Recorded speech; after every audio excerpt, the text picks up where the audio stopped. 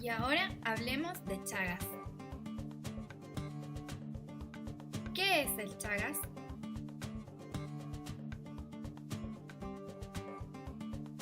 La enfermedad del Chagas, también llamada tripanosomiasis americana, es una enfermedad potencialmente mortal causada por el parásito intracelular Trypanosoma cruzi. Y aquí lo tenemos. Ahora hablemos del parásito.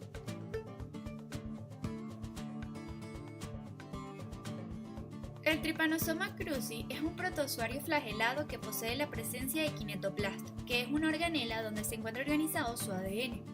El ciclo de vida de este parásito es heteroxeno, es decir, no ocurre en un mismo hospedador. El hospedador definitivo son los mamíferos, el hospedador accidental es el humano y el hospedador intermediario o vector es el chipo o triatomino.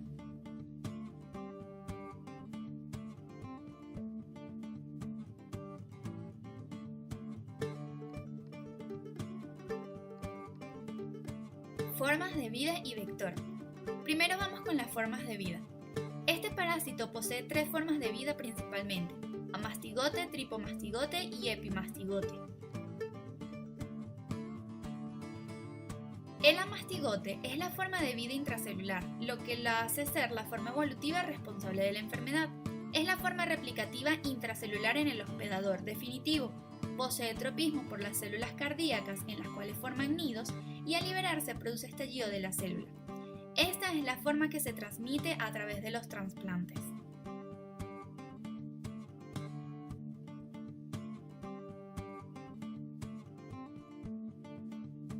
Aquí le tenemos un nido de amastigotes. Por otra parte, el tripomastigote es la forma evolutiva infectante para el vector y es la responsable de la transmisión vectorial. Es móvil y flagelado, por lo que se encuentra libre en la sangre, siendo la forma de dispersión.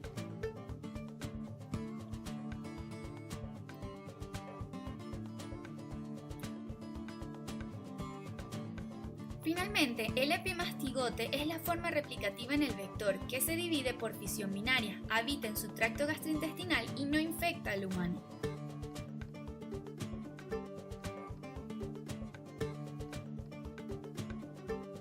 Los epimastigotes. Ahora vamos con el vector. En Venezuela vienen representados por tres diferentes especies de triatóminos. El Pastrongylus geniculatus posee los tubérculos anteníferos proximales a la región ocular. Es el vector en la forma de transmisión silvestre. Sin embargo, es un mal transmisor de la enfermedad por tener un reflejo defecatorio lento, por lo que se asocia a infección oral. El Triatoma maculata, por otra parte, posee los tubérculos anteníferos en la parte media de la región ocular. Es asociado a la transmisión peridomiciliaria y por tener un reflejo defecatorio rápido, se convierte en un buen transmisor de la enfermedad. Finalmente, el Rhodnius prolixus posee sus tubérculos anteníferos en la parte distal de la región ocular. Es asociado a la transmisión domiciliaria y por tener un reflejo defecatorio rápido también se convierte en un buen transmisor de la enfermedad. Es importante señalar que posee una fuerte tendencia antropofílica, por lo que en la transmisión de la enfermedad es más probable cuando este vector se encuentra presente. Epidemiología y prevalencia. La enfermedad del Chagas es una enfermedad metaxénica, es decir, es transmitida por vectores, los cuales se esconden en lugares oscuros como grietas y huecos, entre los tejados de las casas. Están ocultos de día y activos de noche cuando salen a alimentarse. En Venezuela, las zonas endémicas se encuentran en los llanos occidentales, centrales y orientales, en Piedemonte, tradicionalmente en Portuguesa, Barinas, Mérida, Yaracuy, Lara, Monagas, Cojedes y Carabobo. Transmisión. La transmisión ocurre por el contacto de heces y orinas infectadas con tripomastigotes de Trypanosoma cruzi con la piel lesionada y mucosas, de forma directa. Otras formas de transmisión ocurren por accidentes laborales en laboratorios, por contacto con material vivo de Trypanosoma, por contaminación de alimentos con heces infectadas de triatóminos, transfusiones y trasplantes y de forma vertical de madre e hijo durante el embarazo. ¿Cuál es el cuadro clínico? Este va a depender de la fase de la enfermedad. En la fase aguda, Se presenta un cuadro caracterizado por malestar general, una inflamación localizada en el sitio de la entrada del parásito conocido como chagoma de inoculación, y cuando es a nivel de la conjuntiva acompañado de edema bipalpebral se le denomina signo de Romaña. También puede acompañarse por fiebre y hepatoesplenomegalia. Otros signos y síntomas pueden ser edema generalizado, adenomegalia y exantema generalizado. En los casos más severos se acompaña de miocarditis y meningoencefalitis. La infección por vía oral presenta la clínica más severa de todas, presentada con edema facial más notorio en niños, edema generalizado y anasarca. Del 20 al 30% de los pacientes desarrollan una cardiopatía que evoluciona en insuficiencia cardíaca congestiva.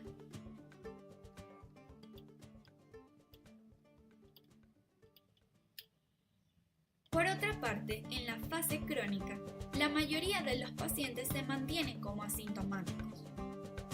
Solo un 20 a 30% de los infectados en 10 a 30 años evoluciona a miocardiopatía chagásica crónica, la cual es caracterizada por palpitaciones, síncope, cardiomegalia y signos y síntomas de insuficiencia cardíaca.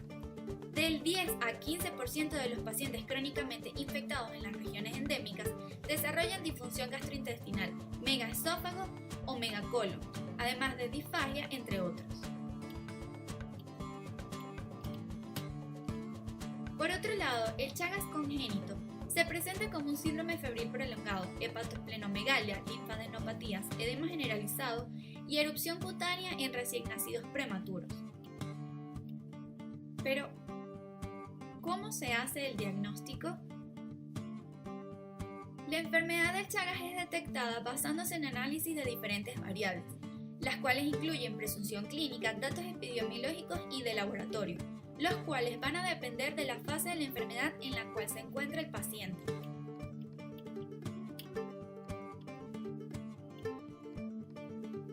Diagnóstico clínico epidemiológico. Aquí se reúnen un conjunto de datos tales como procedencia y tipo de vivienda del paciente, si ha vivido en zonas endémicas, si ha tenido contacto con el chipo, además de realizarse el examen físico para así establecer si el paciente presenta sintomatología. Diagnóstico parasitológico. Se aplica solo en la fase aguda, pues hay una mayor parasitemia. Se aplica para detectar la presencia del parásito en muestras de sangre fresca. Este se divide en dos métodos, directos e indirectos. Dentro de los directos están examen de sangre al fresco, extendido de sangre periférica y gota gruesa. En las preparaciones de sangre fresca se permite detectar los parásitos por su movilidad.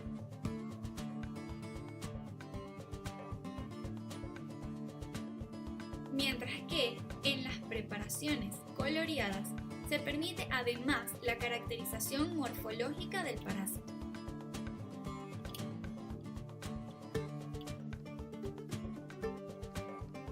Como aquí lo observamos.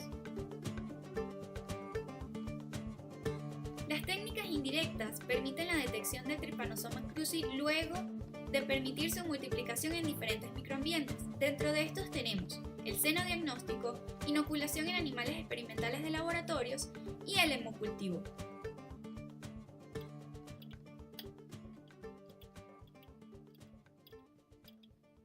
Diagnóstico inmunológico.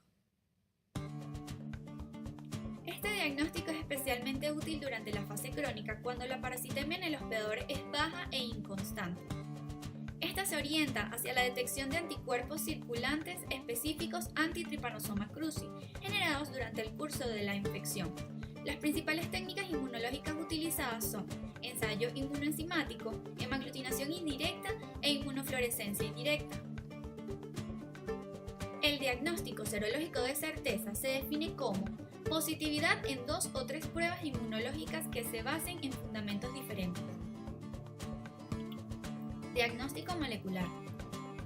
Este se basa en la detección de fragmentos de ADN del genoma del parásito llevadas a cabo mediante PCR o reacción de cadena polimerasa.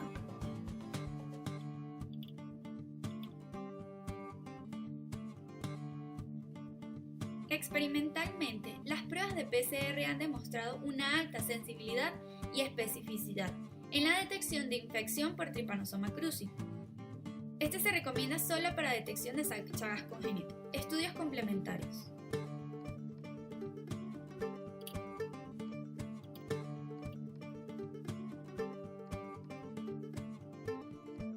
Estos se realizan con la finalidad de evaluar el compromiso de la enfermedad y del tratamiento antiparasitario sobre el organismo. Los más utilizados son la hematología completa con recuento plaquetario, en los cuales se va a poder observar leucocitosis a predominio de linfocitos.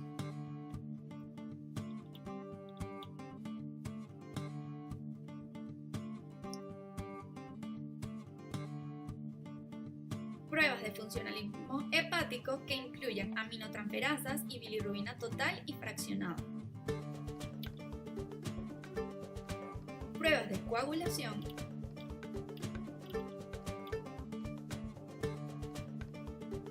Radiografía de tórax que nos permite evaluar el tamaño de la silueta cardíaca y campos pulmonares en caso de congestión pulmonar o derrames en estado avanzado de insuficiencia cardíaca. Electrocardiograma, donde los principales hallazgos son taquicardia sinusal, reducción del voltaje de los complejos QRS, prolongación del intervalo PR y QT y alteración de la repolarización ventricular con cambios del segmento ST u onda T. Estudios de Holter. Ecocardiograma, que se utiliza para la evaluación del compromiso cardíaco cuando está presente una miocarditis y ante la sospecha de un derrame pericárdico por una miopericarditis. Y estudio de líquido cefalorraquídeo, que se realiza cuando estamos ante la sospecha de un cuadro de meningoencefalitis.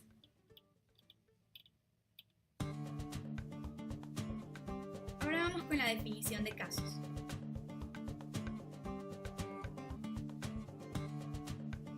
Caso sospechoso de Chagas agudo. Todo paciente con síndrome febril prolongado mayor a 5 días de duración de etiología no identificada. Adicionalmente, se puede presentar uno o más signos o síntomas de los mencionados en el cuadro clínico agudo.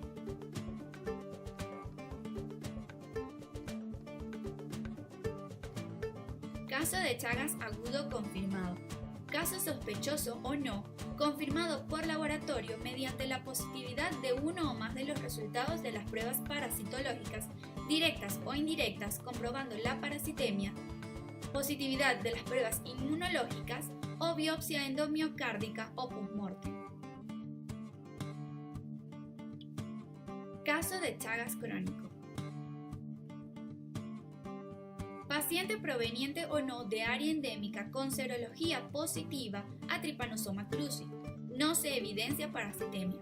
El paciente puede estar asintomático o presentar manifestaciones de cardiopatía.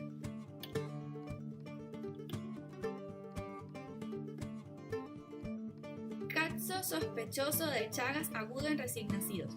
Son aquellos con síndrome febril prolongado mayor a 5 días de duración de etiología no identificada, hepatoesplenomegalia, ocasionalmente en bebés prematuros sin evidencia de transmisión congénita. Caso confirmado de Chagas agudo en recién nacidos. Recién nacido con examen parasitológico o serológico positivo a Trypanosoma cruzi que presente examen parasitológico positivo o examen serológico positivo con evidencia de madre con examen parasitológico o serológico positivo a Trypanosoma cruzi.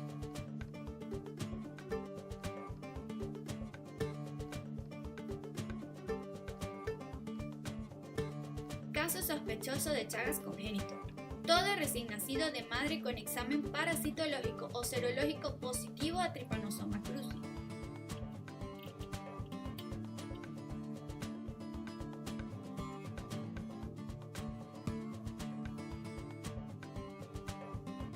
Caso confirmado de Chagas congénito. Todo recién nacido de madre con examen parasitológico o serológico positivo a Trypanosoma cruzi, que presente examen parasitológico positivo a partir del nacimiento o examen serológico positivo de 9 a 12 meses posterior a su nacimiento y sin evidencia de otras vías de transmisión.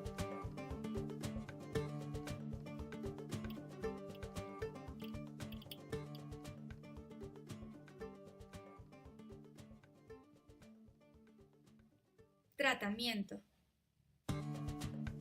Las metas del tratamiento específico contra la infección por Trypanosoma cruzi son: eliminar el parásito en las personas infectadas para disminuir la probabilidad de desarrollar patología cardíaco-digestiva, cortar la cadena de transmisión del Trypanosoma cruzi, disminuir la incidencia de niños nacidos con el protozoario y aumentar el número de donantes de sangre y órganos.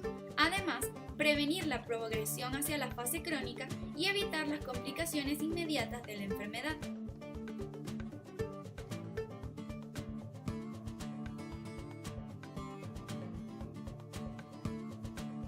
Dentro de los fármacos utilizados actualmente para el tratamiento tenemos benznidazol en 5 a 10 mg por kilogramo peso día en 2 dosis, después de las comidas, desayuno y cena por 60 días, y Nifurtimox en niños 10 mg por kilogramo peso día y en adultos 5 a 8 mg por kilogramo peso día, en 2 a 3 dosis cada 8 a 12 horas después de las comidas por 60 días. Indicaciones para el tratamiento. Los pacientes con indicación de tratamiento son todos los casos en fase aguda, la infección congénita, contaminación accidental con materiales conteniendo formas vivas de Trypanosoma cruzi y pacientes en fase crónica en los cuales se produce una reactivación de la infección por un estado de inmunosupresión, ya sea en pacientes sometidos a trasplante de órganos o en aquellos con enfermedades que conducen a esta condición, ejemplo, SIDA. Y en pacientes menores de 18 años con serología positiva para Trypanosoma cruzi, conocido con fase crónica incipiente. Seguimiento. Este se realiza mediante pruebas serológicas, tanto en la fase aguda como en la fase crónica incipiente, para evaluar si todavía están presentes los anticuerpos anti-trypanosoma. Estas pruebas serológicas deben realizarse en 2 o 3 veces cada 6 meses o mínimo anualmente, comparando los resultados con las concentraciones de anticuerpos obtenidos con una muestra inicial previa o al finalizar el tratamiento. Se ha propuesto que una reducción de los títulos de las pruebas durante un seguimiento prolongado podría considerarse como un criterio de cura, pero la mayoría de las investigaciones exigen la negativización total de las pruebas serológicas. Control y prevención. No existe vacuna actual contra la enfermedad de Chagas. La principal prevención es el control vectorial, al eliminar el vector mediante la fumigación, utilización de mosquiteros, acondicionamiento de los hogares, eliminando los sitios donde puedan ocultarse, frisado de las paredes, acondicionamiento de los techos, utilización de material de construcción adecuado. Pues las casas de bareque y techos de paja son un alto riesgo para la enfermedad. Además, debe evitarse la contaminación de los alimentos. Esto se realiza lavando bien los alimentos de su consumo, evitar el consumo de jugos y alimentos preparados fuera del hogar.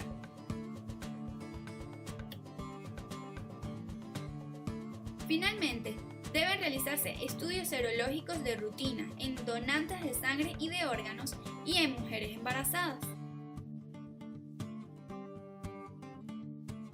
Y aplicar adecuadas medidas de bioseguridad en laboratorios para evitar la contaminación laboral.